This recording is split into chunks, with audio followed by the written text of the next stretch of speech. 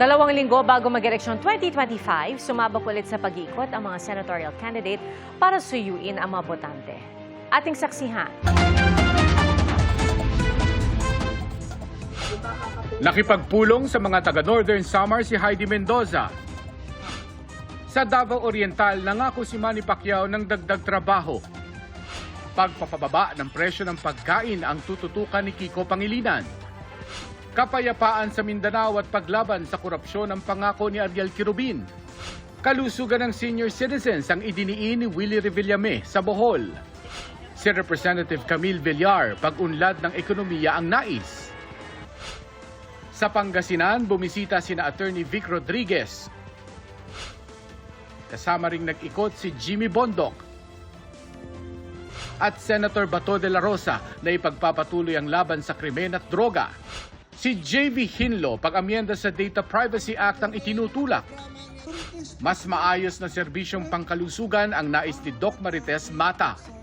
Karapatan naman ng bawat Pilipino ang nais tutukan ni Attorney Raul Lambino. Ipaglalaban daw ni Philip Salvador ang karapatan ng bawat Pilipino. Kasama rin si Representative Rodante Marcoleta na nangako ng tapat na serbisyo. Binigyang diin ni Senator Francis Tolentino ang laban para sa West Philippine Sea.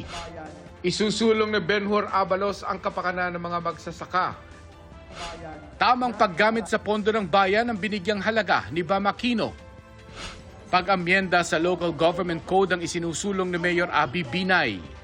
Nang hikayat na bumoto ng mga karapat-dapat na kandidato si Congressman Bonifacio Bosita. Programang pampamilya ang isinusulong ni Senator Pia Cayetano. Magna Carta sa bawat barangay ang isusulong ni Attorney Angelo de Alban. Pagprotekta sa Verde Island Passage ang itinutulak ni Leody de Guzman. Nais isulong ni Senador Bongo ang super health centers sa malalayong komunidad. Mas maayos na tax collection ang nais ni Ping Lacson. Libreng gamot at hospitalisasyon ng senior ang idiniin ni Senator Lito Lapid. Dikit na minimum wage sa Metro Manila at probinsya ang nais ni Senator Amy Marcos. Patuloy naming sinusundan ang kampanya ng mga tumatakbong senador sa eleksyon 2025. Para sa GMA Integrated News, ako si Mark Salazar, ang inyong saksi. Mga kapuso, maging una sa saksi. Mag-subscribe sa GMA Integrated News sa YouTube para sa iba't ibang balita.